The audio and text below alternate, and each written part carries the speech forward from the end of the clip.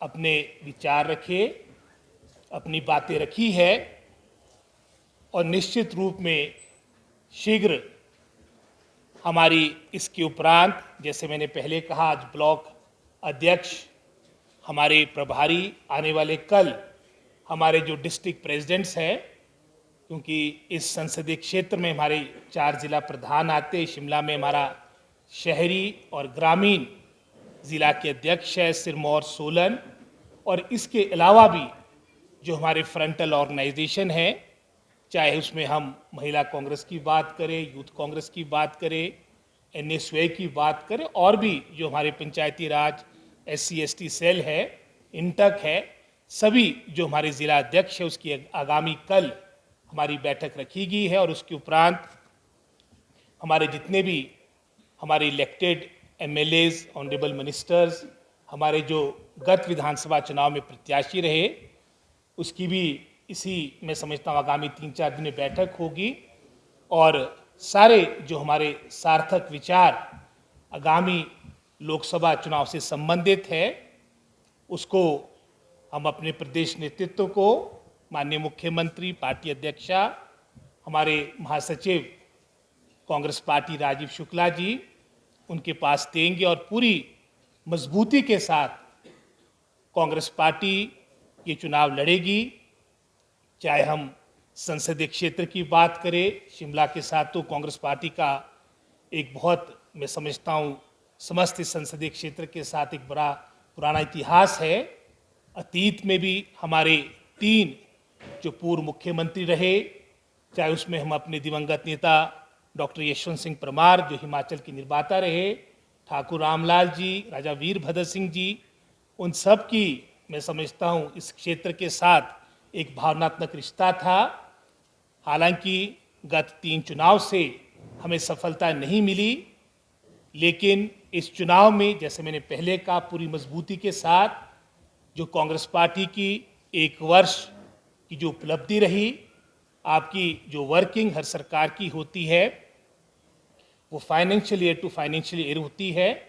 और हमारा जैसे 1 अप्रैल 2023 से हमारा जो प्रथम बजट था, उसके उपरांत जो हमारा कार्यक्रम हुए, चाहे वो कर्मचारी वर्ग के हित की बात हो, जो हमारा वादा जनता जनार्दन के साथ गत 2022 के विधानसभा चुनाव के दौरान था, जो हमारे विपक्ष के साथी उस वक्त मजाक उड़ाया करते थे कि OPS कभी लागू नहीं हो सकता, वो हमारी सरकार ने करके दिखाया है, जिसका लाभ हमारे लगभग कोई 1,15,000 हमारे कर्मचारियों को मिलेगा। कठिन वित्तीय स्थिति हमारे को विरासत में मिली, लगभग कोई 76,000 करोड़ का ऋण हमारे को विरासत में मिला। हर हिमाचली पर 1,02,000 का ऋण था। उसके अलावा जो देनदारियां 10,500 करोड़ के आसपास जो हमें DA के रूप में अपने पेंशनर्स को देनी थी, चाहे हम, मैं समझता हूं, जो आपदा के दौरान प्रदेश का अलग से लगभग कोई 12,000 करोड़ का नुकसान हुआ। और हम सभी इस बात को भली भांति जानते हैं कि केंद्र सरकार ने आपदा के दौरान भी किस तरह से विशेषकर हिमाचल प्रदेश के प्रति जो रुख रहा है, इसका जवाब भी हिमाचल की प्रबुद्ध जनता जनार्दन देगी। चाहे वो आपदा से संबंधित हमारी सरकार, हमारे माननीय मुख्यमंत्री ठाकुर सुखविंदर सिंह सुक्खू जी ने जो रिलीफ मैनुअल में संशोधन किया, ये अपने आप में ऐतिहासिक है। 4,500 करोड़ का रिलीफ पैकेज यहाँ पर लाना, ये अपने आप में एक ऐतिहासिक निर्णय था। हमारी सरकार, माननीय मुख्यमंत्री, समस्त कैबिनेट ने एक निर्णय लिया था कि हमको अपने बजटेड स्कीम्स में भी अगर कटौती करनी पड़ेगी, हम करेंगे।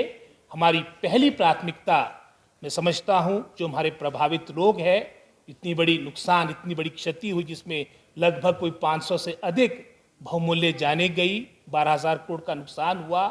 ये सभी बातों को देखते हमने प्राथमिकता आपदा प्रबंधन से संबंधित रखी थी, और उसका ही परिणाम है कि मैं समझता हूँ, चाहे विशेषकर अगर हम शिमला संसदीय क्षेत्र की बात करें, क्योंकि सेब सीजन उस वक्त चला था और परिस्थितियाँ ऐसी थी, चाहे वो चक्की मोड़ की बात हो, चाहे हमारे इंटरनल ज़रूरत की बात हो कि सेब का विपणन करना बड़ा कठिन है, लेकिन हम आभारी हैं वहाँ पर उनको रेस्क्यू किया गया। सारे ये बातें आपके सामने हैं। ये भी मैं समझता हूँ अपने आप में एक ऐतिहासिक निर्णय रहा कि जहाँ अतीत में किसका घर आपके मैं समझता हूँ आपदाग्रस्त होता था, जहाँ मात्र 1,30,000 की आपको पहले राशि दी जाती थी मुआवजे के रूप में, उस राशि को बढ़ाकर 7 लाख किया गया। हिमाचल प्रदेश कृषि और बागवानी पे आधारित है। 90% हमारी जनसंख्या आपकी ग्रामीण क्षेत्र में रहती है। आपका रिलीफ मैनुअल कृषि और बागवानी क्षेत्र में भी उसमें रचनात्मक बढ़ोतरी की गई। जहां अतीत में आपको प्रति बीघा जो नुकसान होता था क्रॉप लॉस का, मात्र कोई 300-350 की राशि थी, उसमें इजाफा करके आज के समय में वर्तमान में वो राशि 2,000 प्रति बीघा की गई है। अतीत में आपका अगर परमानेंट लॉस आपकी ज़मीन का होता था, मात्र कोई 600-700 की राशि मिलती थी, वो राशि बढ़ाकर 10,000 प्रति बीघा की गई। मवेशी हमारे लिए महत्वपूर्ण है। अगर आपकी मैं समझता हूँ गाय इसकी जद में आती थी, जो अतीत में आपको गौ माता के मैं समझता हूँ क्षति होने पर मात्र 35,000 की राशि मिलती थी, उसको बढ़ाकर 55,000 किया गया है। हर दृष्टिकोण से ये बढ़ोतरी की गई। हालांकि जैसे मैंने वित्तीय स्थिति की बातें आपके सामने कही है, उसके बावजूद भी इस तरह के निर्णय लिए गए। हम अपनी उपलब्धियों के साथ, अपनी अचीवमेंट्स के साथ, जो एक वर्ष में चाहे वो वित्तीय स्थिति की बात हो, गंभीर वित्तीय स्थिति होने के बावजूद भी जो हमारी कमिटमेंट्स थी उसको धरातल पे लाने के लिए प्रयास हमारी सरकार ने किए।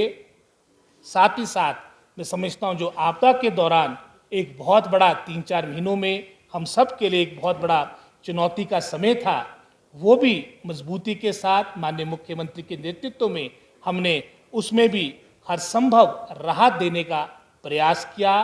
इसके अलावा भी एक वर्ष की, जैसे मैंने पहले भी कहा, हमारी सरकार की अवधि हुई है और इस बजट में विशेषकर ग्रामीण क्षेत्र को फोकस करते हुए मैं समझता हूँ बहुत से निर्णय हमारी सरकार ने लिए हैं।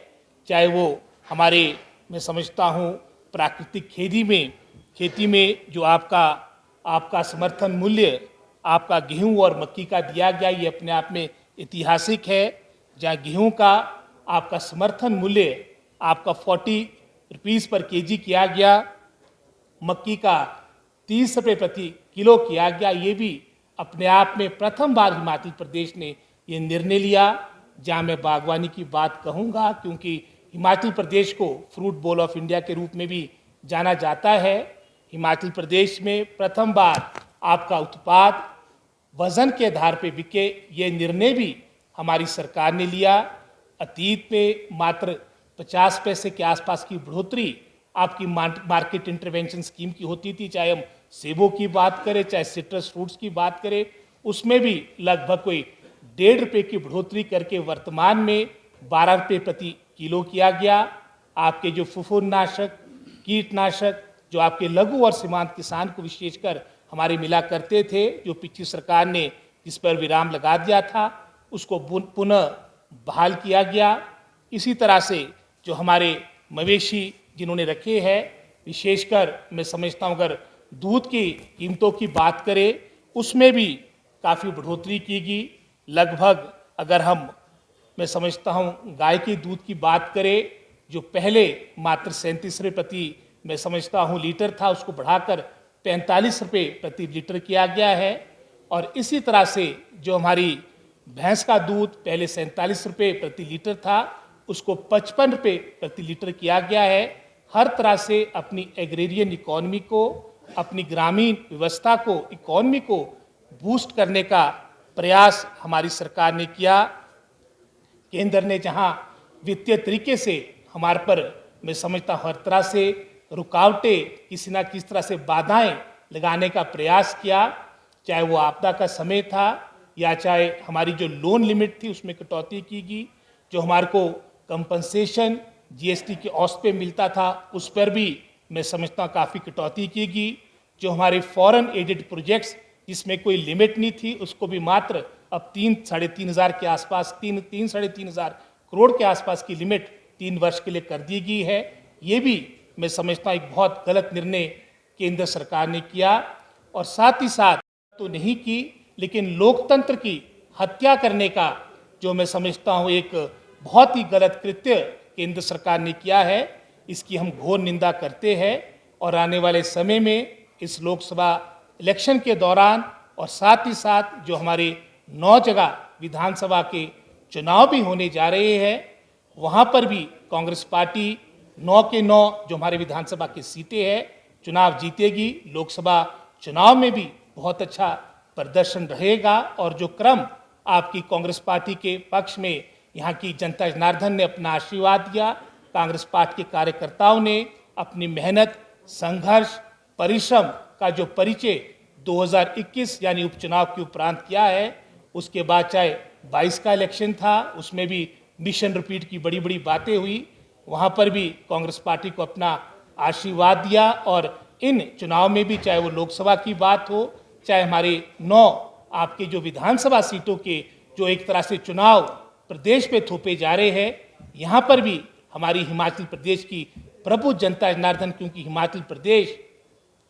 आपकी देवभूमि है, यहाँ पर भारतीय जनता पार्टी का छल कपट नहीं चलेगा, यहाँ पर निश्चित रूप से न्याय मिलेगा। और कांग्रेस पार्टी बहुत अच्छा प्रदर्शन जहाँ लोकसभा के चुनाव के दौरान करेगी, लोकसभा चुनाव में करेगी, और साथ ही साथ जो 9 सीटें हैं, 6 तो हमारे कांग्रेस पार्टी के पास पहले से आपकी ये सीटें थी, और जो निर्दलीय ये सीटें भी जो आपकी, जिनसे मैं समझता हूँ दबाव से, आपके प्रेशर के माध्यम से उनसे भी उसमें रिजाइन करवाया गया है, और यहाँ पर भी कांग्रेस पार्टी जीतेगी। और इन तीनों जो हमारी ये इंडिपेंडेंट की सीटें थी, यहाँ पर भी कांग्रेस पार्टी नंबर 2 पे थी, भारतीय जनता पार्टी वहाँ पर भी आपके 2022 के इलेक्शन में, चाहे वो नालागढ़ का इलेक्शन था, चाहे वो देरा का चुनाव था, चाहे हमीरपुर प्रॉपर की बात थी, वहाँ पर दूसरे स्थान पे आपकी कांग्रेस पार्टी थी। यहाँ पर भी कांग्रेस पार्टी अपना परचम लहराएगी।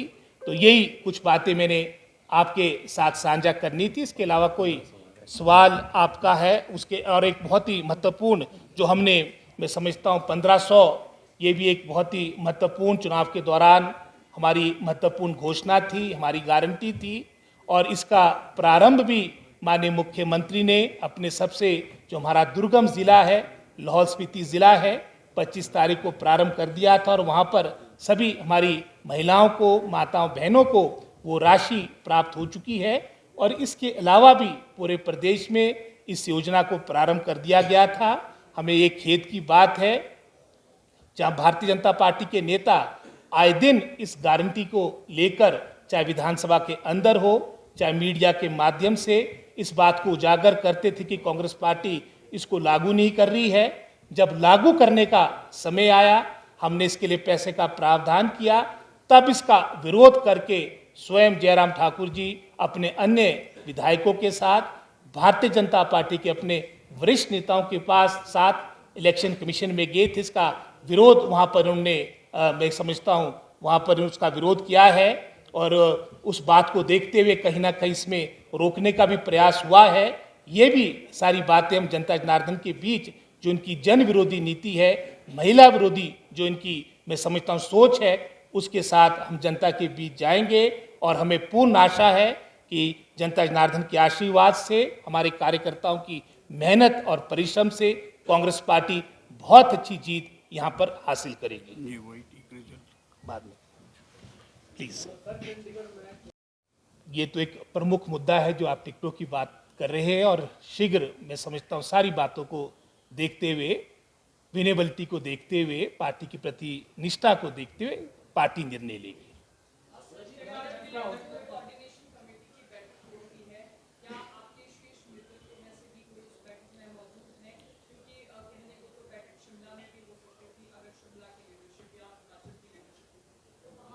चंडीगढ़ में भी हिमाचल का हिस्सा है, वो भी हमारा ही पार्ट है।